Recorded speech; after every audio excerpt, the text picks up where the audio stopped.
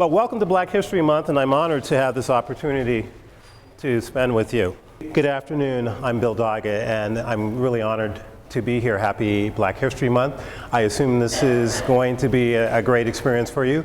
The film is a work in progress, the film you just looked at. It's an 11-minute short film that will eventually, and hopefully by the end of this, or by the middle of this year, become a film that I can and others can enjoy in the San Francisco as well as the Oakland Black Film Festival. It's a film that basically looks at the journey to freedom, looks at from freedom in Africa to the transatlantic slave trade to slavery in the diaspora. And the diaspora includes not only the South and the plantations of the colonies, but also, of course, Cuba primarily and Brazil, notably, as well as Haiti. So the film looks at that and looks at the power of song as it connects to this whole journey to freedom experience that we're talking about during Black History Month, in particular during this really magnetically historic year, which is 2013. 2013 being the year of freedom, looking at two dual anniversaries. The dual anniversary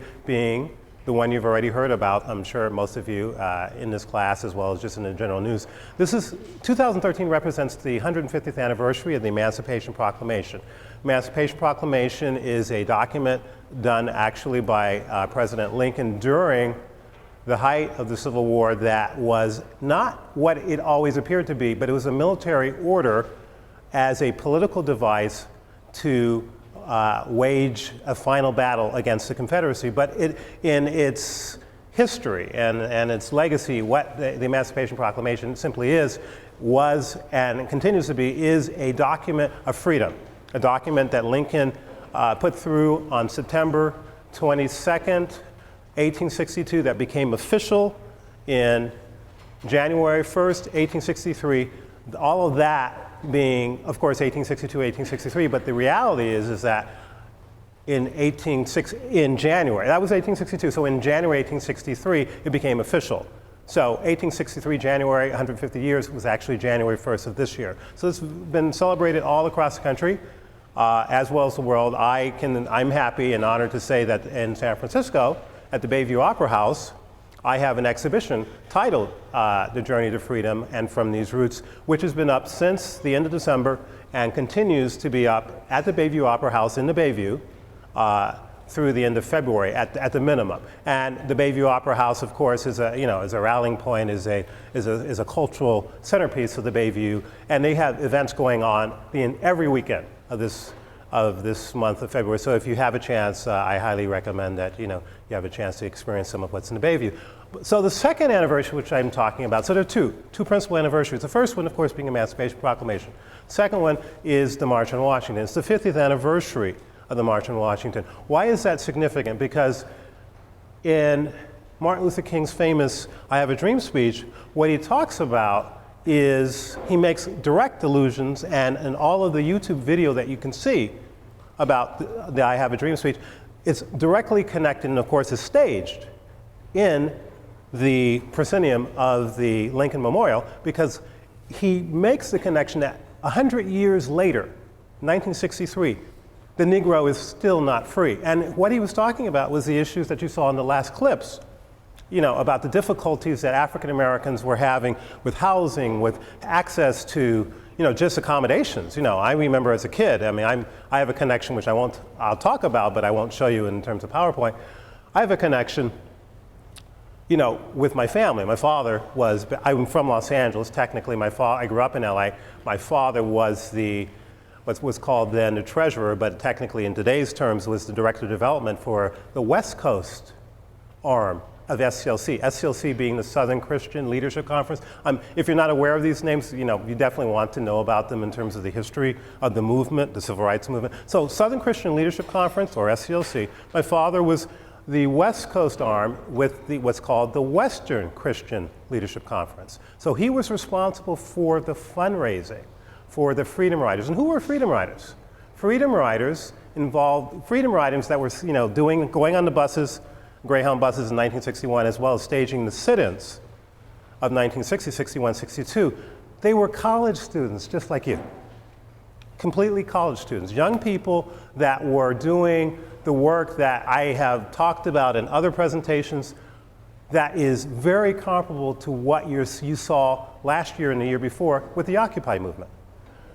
Perhaps not always college students, but people from all areas of life, all walks of life, all age groups, all beliefs, different, religions, etc., all coming together to bond and to uplift what is generally looked at as being a right thing to do a sense of social justice, the social justice movement that was experienced by many of you or aware of many of you by many of you on different campuses like Berkeley, certainly Davis. I'm sure everyone remembers seeing how those people had that terrible experience. All of that was about social justice. Well, social justice also started in the Civil Rights Movement, and of course preceded it during the Civil War. There's an era, or a kind of a subdivision, kind of a drop-down menu in the Civil War topic, which is called the Underground Railroad. So Negro Spirituals have a very important relationship to the Underground Railroad. For those who are new coming in, this is a lecture and a presentation about the journey to freedom. It's relating the Negro Spiritual as an anchor part of the journey to freedom. And so I want to address that directly and I'm kind of leading to that. So the Negro Spiritual is very important throughout all of these anniversaries, the anniversary of the Emancipation Proclamation, the focus which is on the Civil War, as well as the Civil Rights Movement. You'll hear about Negro Spirituals that relate to the Underground Railroad, like the Gospel Train or Wade in the Water or Steal Away. But there are also Negro Spirituals that from that same time period that relate to the freedom movement, of Dr. Martin Luther King. Oh Freedom is one of the great songs. Wade in the Water is still used. Ain't no one gonna stand in my way. Do you have a question? Yes. When you say spiritual, is that related to they were believing in God, right? Of course. Yeah. Yes, of course. Yes. Spirituals. So that is a perfect segue to what I'm looking at here. So this is an antique map, kind of an antiquarian map of Africa, it's a French map. So spirituality of African Americans is not something that became, but that exists essentially only when Africans came to the Americas in the diaspora, as though somehow Africans did not have spirituality at all. Actually, in Africa, and in particular in Nigeria and the west coast of Africa, there had long been, centuries before, a sense for spirituality because of the fact that Africans believed in this universal consciousness and had a belief in the Orishas. You've probably heard of the Yoruba Orisha. Yoruba people are from Nigeria. They continue, it's a tribe in Nigeria. There's the Yoruba, there's the Hausa, there's the Igbo, Benin. These are tribes cultural tribes, ethnic tribes within Africa. Well, the Yoruba tribes had an Orisha, or a god, a spirit god. Many of them. Some of them are like Shango. He was the god of thunder and war. Another is Ife. Another was Yemiya. Another was Elegba. There are all these gods, these sense of ideas about spirit and spirituality that existed that were not just in Nigeria or in West Africa, but all throughout Africa. So when Africans were discovered, quote unquote, or Africa was discovered in the late 1490s by the Portuguese, and the Portuguese were deeply steeped in the whole belief of Catholicism and Christianity, they didn't understand that Africans were not pagan, but rather had a spirituality that was foreign to their understanding of the deeper spirituality. So, for example, putting in contemporary terms, you look at science of mind, religious science.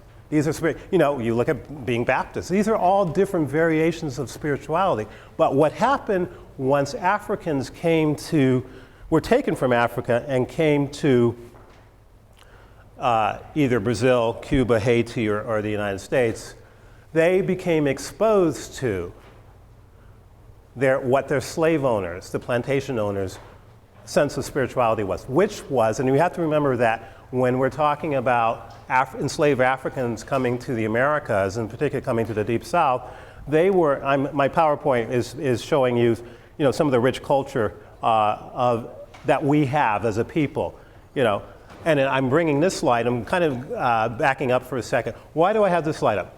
This slide speaks to something you've been hearing in the news lately about Mali, the whole drama in Mali. This is Timbuktu. Timbuktu is the legendary, remote desert place, which still today, even with the Mali insurgents destroying some of the particular religious shrines, still today, architecturally, culturally, literary-wise, music and art is one of the great treasures, those almost untouched treasures of the world, and specifically of African identity and African American identity. And the books, these manuscripts that you heard about in the news about being lost, being burnt, the Islamic rebels decided they knew that the cultural gem of Timbuktu in terms of the legacy, our legacy as a people, was in this library. Fortunately, in a recent New York Times write-up that was either of this week or even maybe even of today, and I happened to see it on Facebook and posted it all over my Facebook as well as my LinkedIn. Fortunately, the families and the residents of Timbuktu understood their legacy, understood the value that some of these manuscripts are from the medieval times that actually speak to, even though written in African script that we don't know. Like in Jesus' times, there's different scripts. I think it's Aramaic. Well, I think that was when the Mel Gibson film came out about the Passion of Christ. That there was all this controversy because the language they chose was authentic. It was Aramaic. It wasn't Hebrew, but it was Aramaic. Similarly, in Africa, during the 11th century or before, there were all these different languages. So these documents, some of these documents that we were worried were being lost but had survived for centuries, were in fact documented. That there were these empires, the empire of Songhai, the empire of Oyo, the empire of Dahomey. This is our history that we've been told never existed, well, only through oral tradition. Here it's written. It may be written in Arabic, it may be written in the original Songhai, but still the power of the fact that this is not just hearsay. This is real history. So we had a history. So when we came to the States, we were told that we didn't have a history.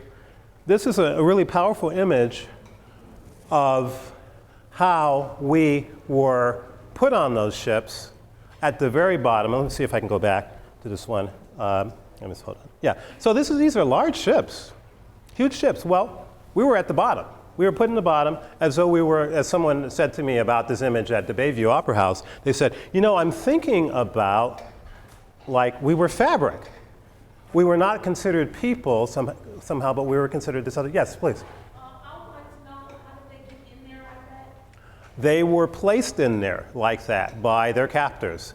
There was let me just to cut to the chase. Simply put, there was a whole process of capturing people, doing this, in the middle of the night, and forcing them to walk, these huge long walks to the West Coast. There were a number of specific tribes that were targeted. Some of them were tribes that were in competition with the leading tribe. So there was some internal stuff going on. So what happened was that when Portuguese or the Spanish or the English and the Dutch were coming in early 1500s on, they came and had their middlemen to capture people and to force them, with these different kinds of, locks and chains to come. And there were staging areas, etc. How they got them in there, obviously I wasn't there, but the fact that this incredibly dehumanizing way to ship these, they obviously didn't consider us to be people, is amazing. But it is part of our history. It is part of the amazing story of the Middle Passage. How did people survive this? Many didn't. The loss of life in the Middle Passage was incredible. But how do we get over it? How do we get over in the long run? This kind of brings us forward to the topic, which is How do we go? Through faith, through song. Even though we were, in many cases, in this case, and it's been documented, there was this very sophisticated way in which the Portuguese and the slave ship people knew that there was dramatic resistance. So they deliberately separated people that spoke the same language.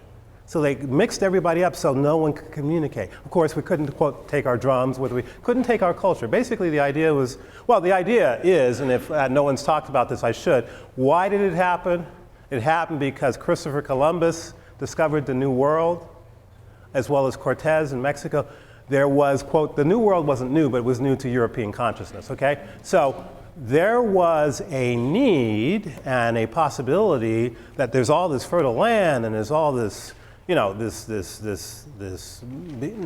I would say before there was the Industrial Revolution, there was this need to create, and there was this vision that these lands could become profitable through the agriculture of sugar, the agriculture of corn, the agriculture of cotton. But, colonial white people were used to cooler weather in Europe. Here you're in hot South, you need manpower, surplus labor. Well, guess what? From their point of view, oh my God, there's all this surplus labor, and of course, unfortunately and tragically in certain cases, not all cases, but in certain cases, there were internal warfare between different tribes and different empires. And some of those people that got caught up, as in, you are my prisoner of war, I'm a Yoruba, or I'm a Hausa, and we're at war. Guess who? Oh, Portuguese need labor, huh? Oh, we just happen to have this group of people over here. There are prisoners of war. So some of that is not talked about, but that was part of the mix too. So going forward, so the spirituality, so coming back to the topic, spirituality and song is how we got over, not only in Africa, during these events that were going on in the homeland in the 14, 15, 1600s, but more so during this incredible trial.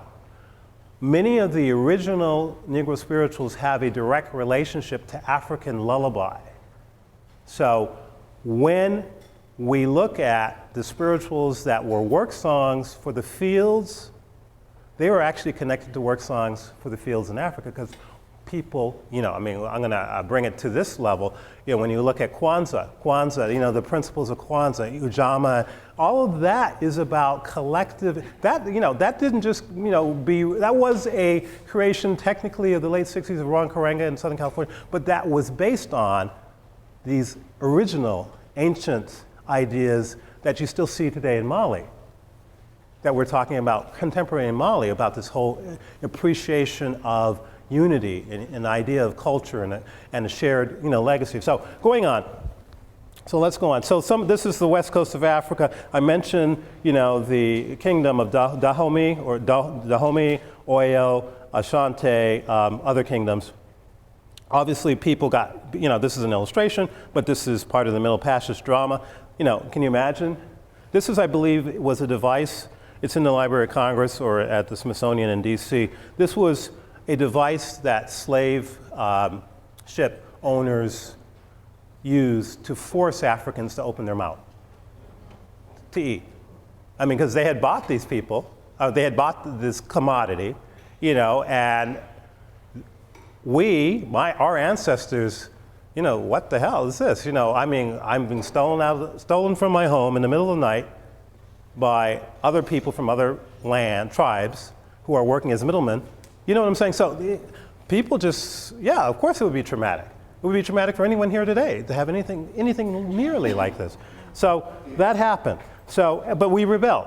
And of course, slave rebellions are, that's a whole nother lecture. So the auction. We're looking at a classic historical poster. Negro man named George, $2,500 reward in the 1850s. Okay, let's look at this. Said Negro is 5 feet 10 inches high, of dark complexion, plays well on the violin and several other instruments. He's shrewd, smart fellow, and of very affable countenance, 25 years of age. If said Negro is taken, yada yada, due into St. Louis jail or brought to this county so I can get at him, the above reward of 1,000, and then this the 2,500 is actually for others further down on this particular kind of placard. But imagine, okay, so if Africans are pagan and don't know the language, English language, and have no idea of anything, and have to be trained, and there were training stations, by the way, in Cuba, and the death toll in Cuba was incredible during this, because people weren't going to have it. You know, I mean, I'm a prince. I'm Kunta Kinte.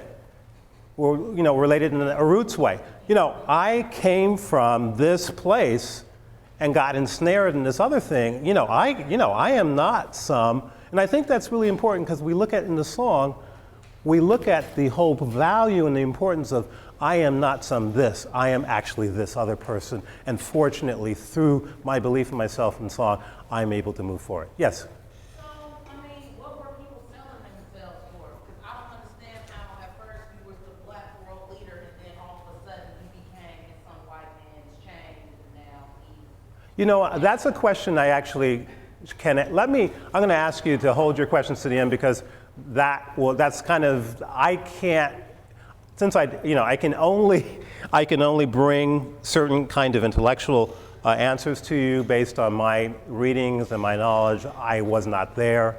We can talk to Alex Haley if he were still here about how Kunta Kinte ended up in his situation. But his situation is typical of many people, hundreds of people that were caught. They were from another kingdom. They were from, whatever the circumstances. Just even today, if you're Islamic or if you're Jewish, or whatever. It's just, there are people that have, that there are issues. So anyway, so moving on. So what's the underground? So we look at the fact. So bring back the subject. So we look at the fact that slavery, the peculiar institution, was in fact very peculiar, very difficult. It's certainly showcased in our media today, in film, in Lincoln, and certainly in Django Unchained. No one wanted, the most notable part of the enslaved Africans' experience in the Americas was conscious rebellion. So the Underground Railroad is Underground Railroad is essentially this unusual, it's not literally a railroad. What it was this, like the Occupy movement, this coming together of all of these different people, men, women, black, white, of all kinds of religions, believing that slavery and enslaving people was wrong. They were part of the Underground Railroad has a basically movement connected with it, which is called abolitionism. This is all American history or world history, but basically it's American history stuff that I'm talking about. So the abolition movement was based in the North, mostly in Boston. William Lloyd Garrison was one of the famous white abolitionists, had a very famous paper, which I have some copies of, The Liberator. He and others just came together all over the country to create this network of hidden passageways, of basically a whole system of taking people, helping people escape. And so, in a nutshell, without going into all the details of all the different places, there were so many different intricate ways. You have free blacks who, now how did that happen? Free blacks were blacks that came here, they didn't come here actually, but they were born, fortunately, mostly in the North. There were free blacks that were abolitionists who, like Frederick Douglass, who escaped. He was a slave, but he escaped to the North and joined with other free blacks, especially in Philadelphia, to bring people out. And there were, all these hidden departments of like imagining there was a famous image, which I don't have here, of this false bottom of this railroad car where people were hidden. And wells that were normally used for water, that actually people that were hiding in wells, and people that, white women who were Quakers in Pennsylvania or in Indiana, had coming together and going out into the field or going down where maybe there was a slave plantation, looking like they are picking flowers, totally, under the radar. And they were actually picking people to go and hiding people in safe house. So it was an amazing experience, and it's amazing that part of how people got through this experience, I think I have another image here, yes, this experience in particular, was again through song. So the Negro Spiritual is very powerful in that during this time, it was used very specifically as coded language. So for example, Steal Away is Harriet Tubman, she was considered the general. Harriet Tubman's another name you should definitely write down and look up on Google. Harriet Tubman is for women in the movement, that's in the abolitionist movement and the Underground Railroad movement time and Civil War, is one of the most important figures because she was a slave who went through incredible trials, personal trials, but was in the eastern shore of Maryland and continued to get people out and could have saved, she saved thousands of people. She brought thousands of people out of slavery, but one of her famous ways of doing that in nighttime was to use the Negro Spiritual. And there was this kind of coded, everybody kind of knew, it's just really interesting, how did that happen? But Steal Away to Jesus is a very famous Negro Spiritual that has been sung in churches for many, many years.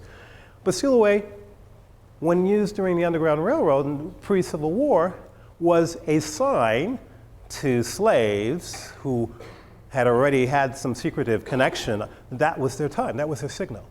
Wade in the water. And we'll go through I have some original, part of what makes my presentation special and what I do is I happen to have one of the larger collections of rare original 78 RPM recordings, the first recordings of Negro Spirituals and basically spirituality, African American spirituality as recorded, we can wait on the questions, as recorded, or in recordings, period. So many of my recordings are from date back as far as the first ones that were made like this, these shellac recordings began in basically 1900. And many of the items I have, and some of which I will showcase today, are from the period of 1910 to 1925. So let's go on. So we were talking about Harriet Tubman. There's an image of Harriet Tubman. She's very famous, the General. She's nicknamed the General. Her work was mostly in the eastern shore of Maryland. The song that is most associated, the Negro Spiritual that is most associated with her work and as a coded use of the Negro Spiritual is Steal Away.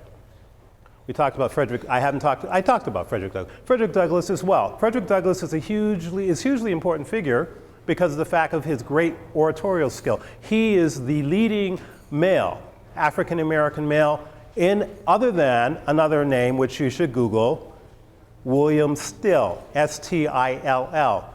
William Still is the second most important African American male in this journey of freedom from this time period. He headed up basically the Pennsylvania Anti-Slavery Office and did this incredible documentation of all of the people coming through, including his brother lost at slavery.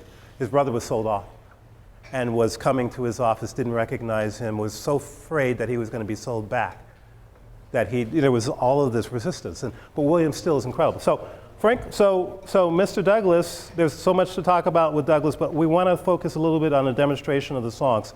This is, of course, Deep River is one of the anchors of the idea of spirituality. For us, there are sermons. I'm a minister's son. My father, as I mentioned earlier, before some of the other people came in, was the treasurer of the Western Christian Leadership Conference in Los Angeles. He was responsible. Western Christian Leadership Conference was the West Coast arm of SCLC, Southern Christian Leadership Conference. And since we're talking about the civil rights movement, write down, that's an acronym, SCLC. Also write down SNCC, Student Nonviolent Coordinating Committee. Also, and who was one of the young college students part of that? Anyone have a question? Have an idea? Who was one of the most famous ones? Stokely Carmichael.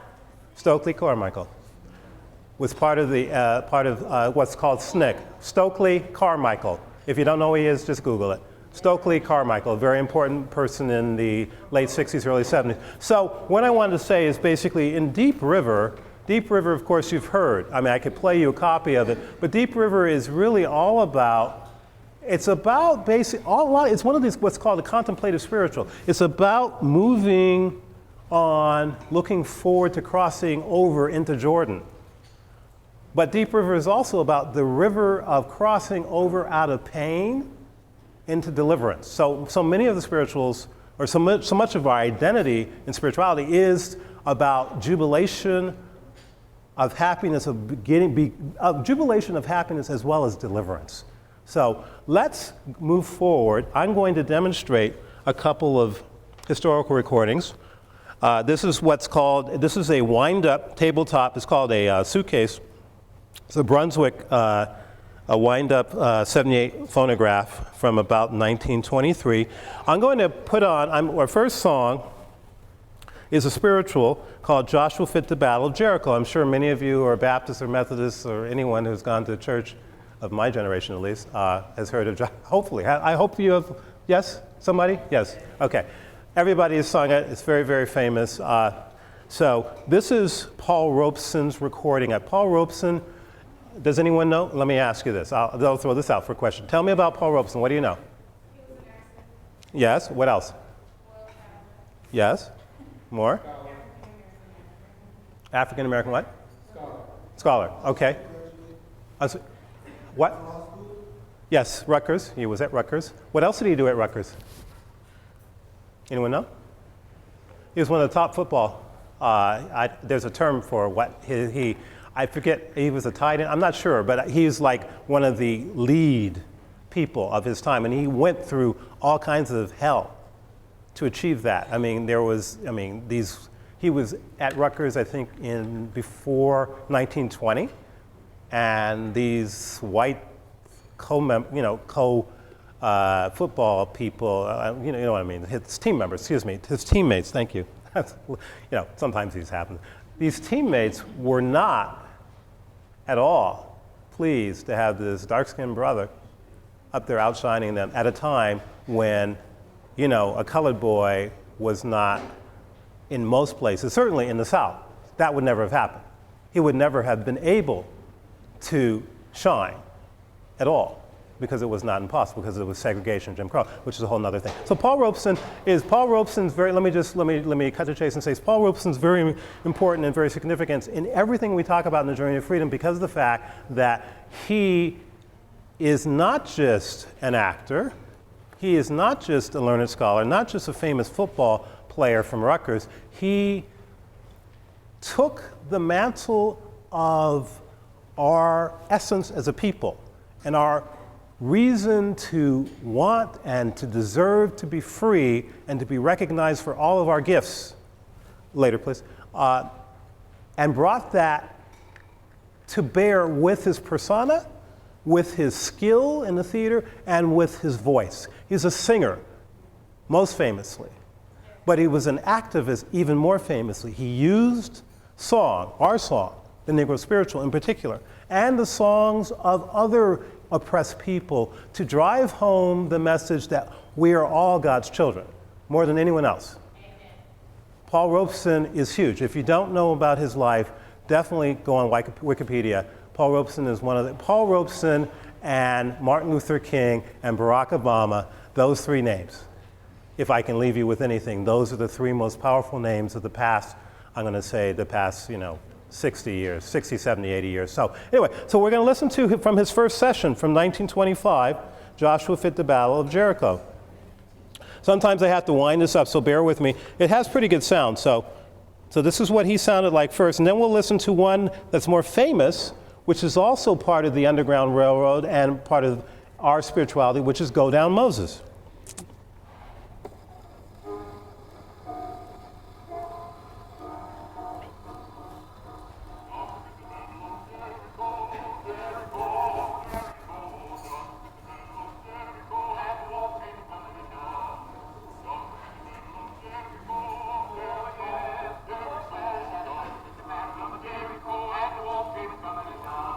Good morning, brother, feel round, pray, don't get me bound. Oh,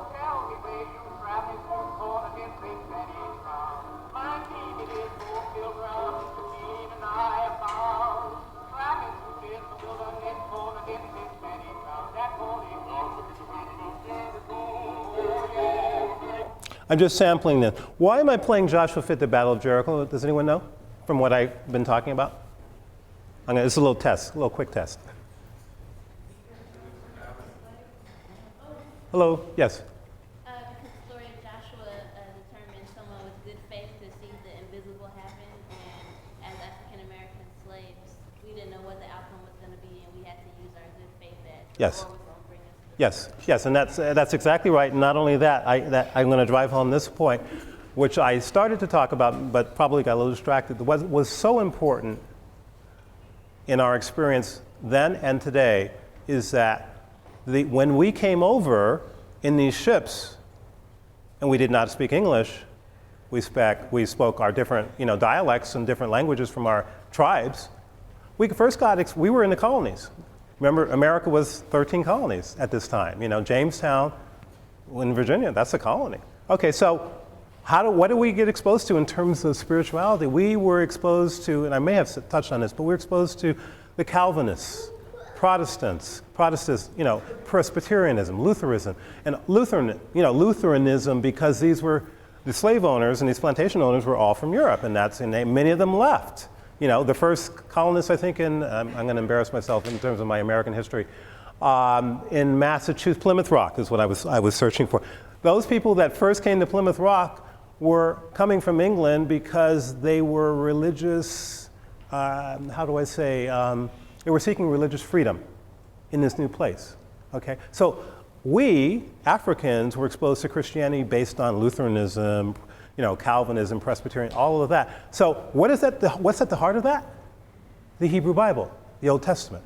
So you'll find that in these songs, as well as in the historical and the contemporary black church, that the focus has always been on the Hebrew Bible, because we, Africans, came to identify with the ills and the wrongs that the Hebrew people experienced, and Moses delivered the Hebrews. He parted the Red Sea.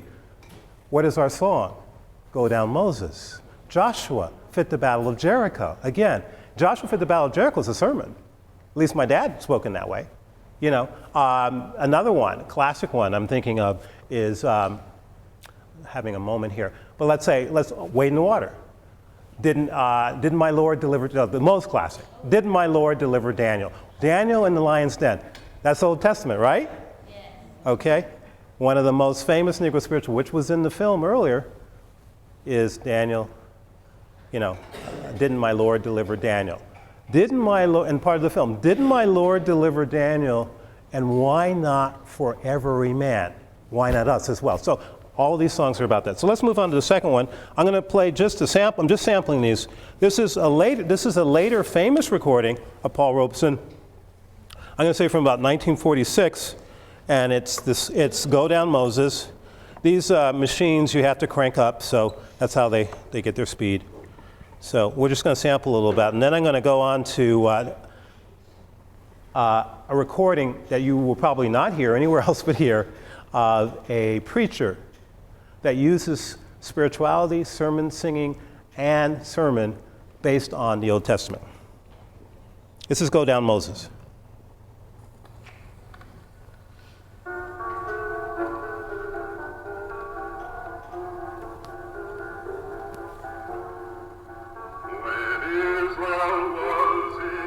Listen to the words.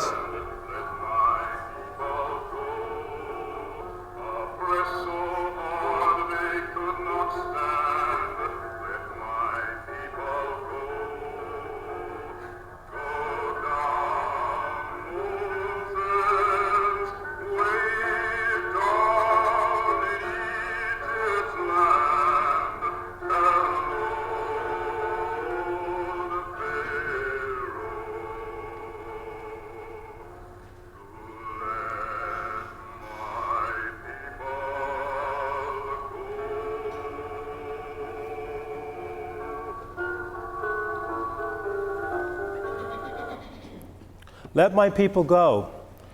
Tell Pharaoh. What is that about? That's about African history. Egypt's in Africa, isn't it? Most people forget that. They think Egypt is somewhere else. No, Egypt is in Africa. And I mean, it's interesting because I'm of the generation, I grew up through the late 60s after the Watts riots in Los Angeles, and the whole Watts cultural renaissance in the late 60s, early 70s, was all about claiming African culture. Ron Karenga is a part of the Watts experience, so to speak. Watts Stack, I don't know if any of you are old enough to remember that. That was a whole thing around the Watts Towers and about, black is, I'm black and I'm proud. That comes out of all that movement, the movement after the assassination of Dr. Martin Luther King. But what's interesting is that, and I'm glad to really embrace it now, and I encourage everyone to, is that we do have a connection to Africa. There are some people that, and I guess I'm making a political statement here, there are some African Americans that, I don't want to have anything to do with Africa. That's something else from, we need to get rid of that. We need to stop thinking about that we're African. We need to think of ourselves as American. That's very actually Fox News kind of idea, that we're, stop with all these, Hispanic American, African American, Japanese American. No, just focus on being American. No.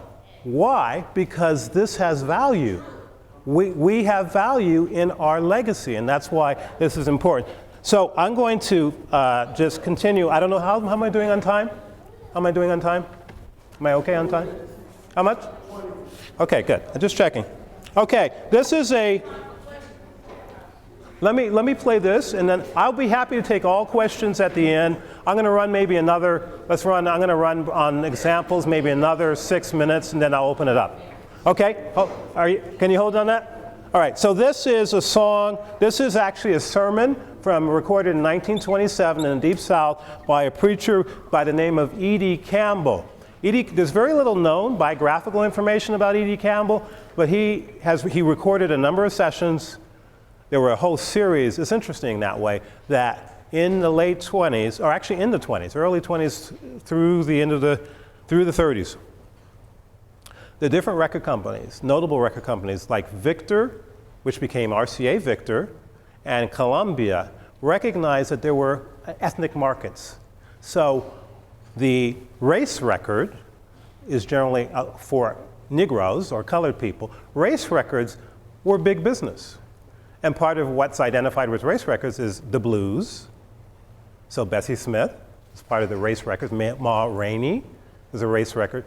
These people, the young Josh White, these Negro folk singers with guitars, these were part of the race record series, as well as preachers. So we're going to listen to something here. I'm going to play part of it, but I want to give you the idea of the interlinkage between faith, spirituality, and sermons and singing. And this is a classic one. It's called Faith.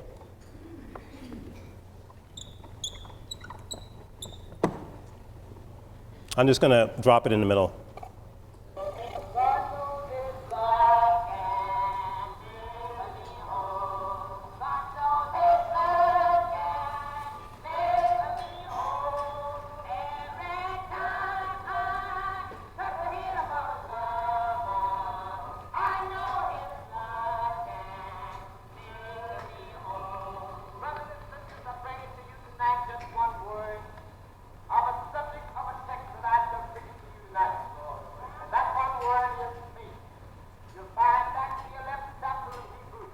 The 11th chapter of Hebrews, Old Testament.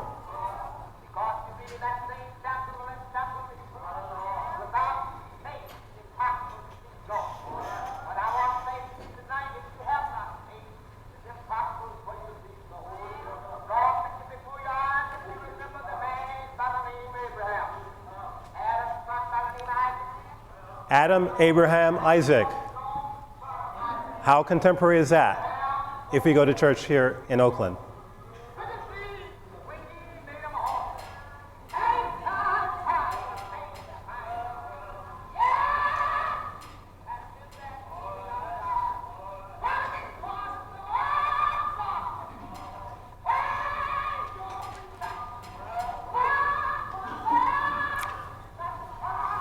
My mother used to talk about this experience at the black church from the 20s.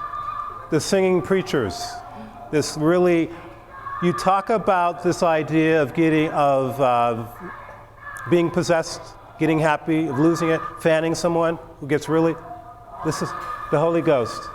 The Spirit. That's from Africa. Spirit consciousness, and I didn't talk about this, and I'm just talking over this a little bit. The Yoruba Orishas of Shango, when they came to Cuba, and I'm going to just finish on this for a second, that the Yoruba Orishas of Shango, Ife, Yemiwa, Elegba, showing up in the way station of Cuba, where Africans were forced into looking at Christianity through Catholicism, that became Santeria. Santeria is a ritual religion, an African ritual religion, that combines African spirit worship and Christianity. In Haiti, what do they call it in Haiti? Voodoo. Voodoo is simply the same kind of thing. So I'm going to finish, I think, for now, with one record that you probably, again, will not hear again, but it's really interesting. We're in Oakland, and a famous part of West Oakland history were the Pullman Porters. And there are only a handful of these made. These were made in about 1927, 28. This is on the Rare Paramount label. And this is we'll finish with this one.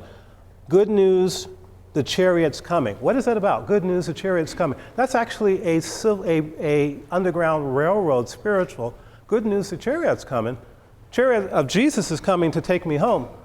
But coded for Underground Railroad, that means good news, Harriet Tubman, Frederick Douglass, or someone else who is a Underground Railroad conductor.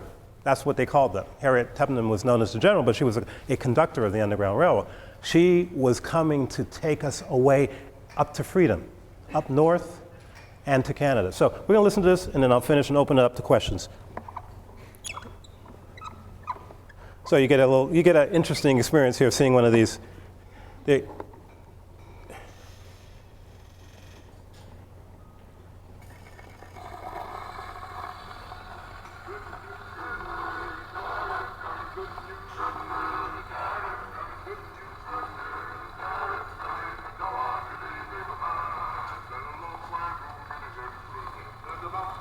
Pullman Porters.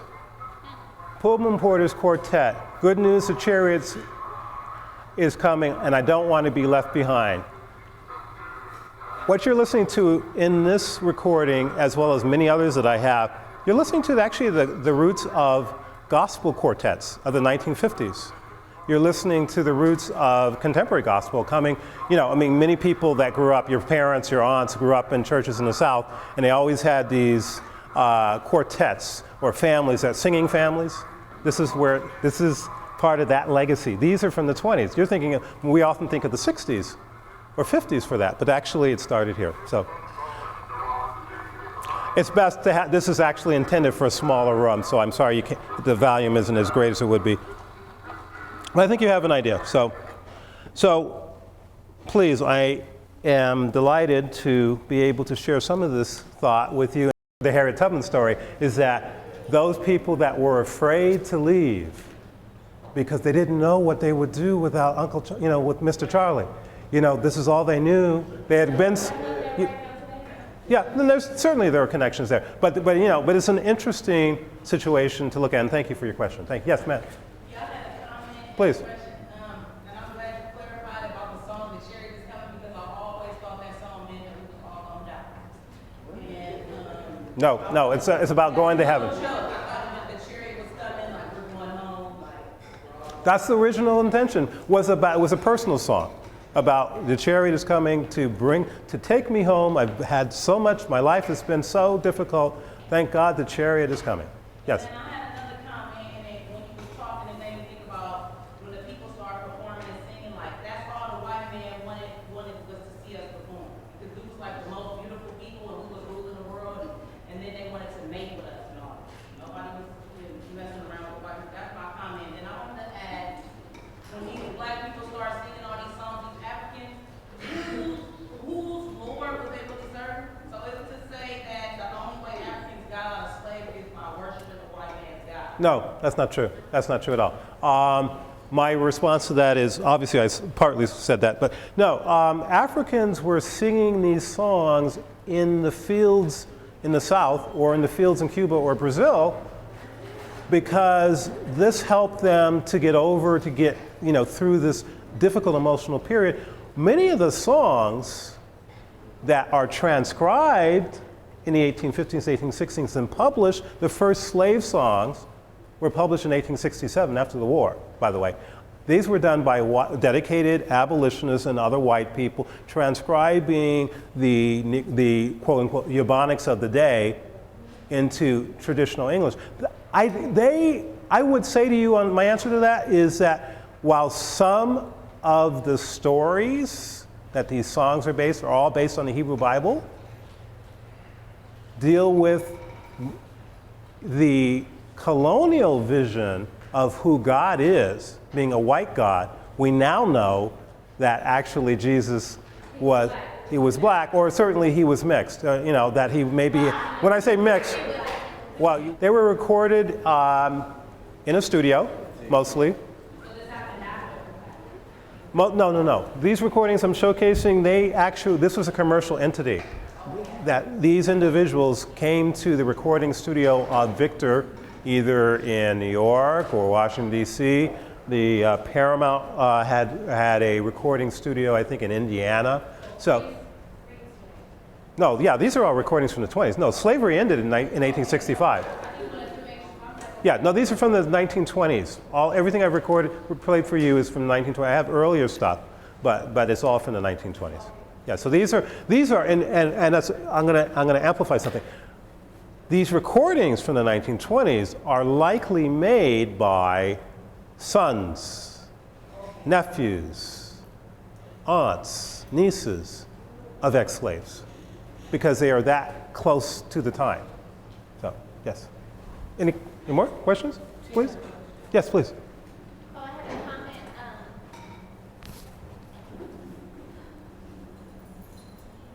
Oh God, help me, Lord. Help me, Lord. Because I have so many thoughts running through my mind that Sure. I don't want to speak and not give an answer, correct analysis. So I'll come back. Okay, very good. Do I have any other questions, please? Yes. What do you think would have happened to a slave if they tried to maintain any of their songs or religious practices? They did. Actually, that's a good point. Slaves did actually maintain their religious practices as best as they could. It's called the Brush Harbor experience. This is African American history, especially the Brush Harbor experience and the Jubilee experience. What happened is that during slavery, after working hours, famously, African American slaves in different groups all over the South, not just one individual group plantation, but all over the South, African American slaves went to a far distant area and had religious practices that were basically African religious practices.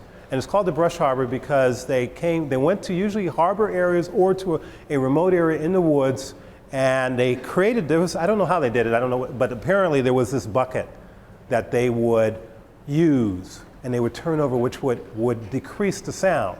So they tried to be as far away as they could, but because there was a lot of them, some of that sound got heard in the big house. But generally speaking, the Brush Harbor experience, especially in the islands off of Carolina and in the areas that we are talking about. If you don't know this term, I should also encourage you to look this up on Wikipedia or Google. In the Gullah Islands, in the Gullah culture of South Carolina, the Gullah Islands off the colony of North and South Carolina, Africans that settled there maintained their identity and their worship and their experience. And that is a whole, yes, we did. And how did we do it? We did it out of defiance. We were told we couldn't bring our drums, but what did we do? All of that is all about recreating the experience of rhythm in Africa. Let me finish and say about this. During Black History Month, 2013, be mindful and be conscious, of course, that we have a great history and a great legacy, and I wanted to make a point of using the Timbuktu library slides. The manuscripts of Timbuktu are huge. There's a fact that they have survived, that villagers and families who understood their legacy through generations. These manuscripts were written because Mali is in a landlocked area of the desert, but had been a mecca for intellectual and scholarly meetings and writings for centuries, especially during the period of the 10th to the 17th century. Imagine that.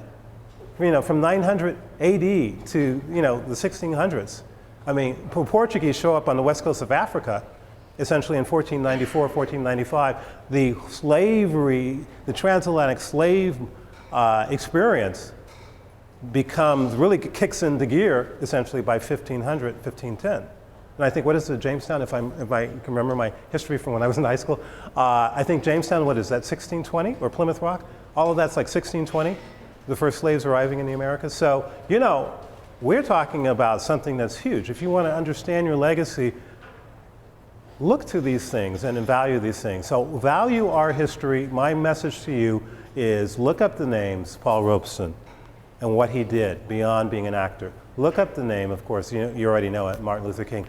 Be sure, you embrace Barack Obama, because these things are very important. And look up Timbuktu. There's a lot of articles on Google right now about the lost libraries, the manuscripts of Timbuktu, because that is really, there is so much there that has yet to be transcribed. Some of the early songs, these manuscripts are mostly known to be manuscripts looking at medieval African scientists, mathematicians, astrologers, but I'm sure there's a songwriter in there too, so to speak. Not to be flippant, but not only songwriter, but there's a document of this rich history of ours, so that it's important that we preserve that and that the world has an opportunity to embrace it, because how these songs became what they are is through that early history. And thank God we have a document of it. So please enjoy your day. Thank you for listening.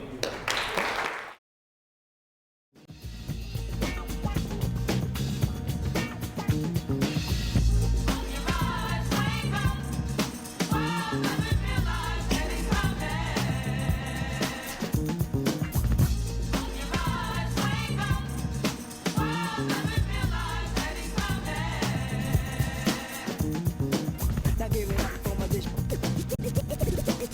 This chop. Now give it up.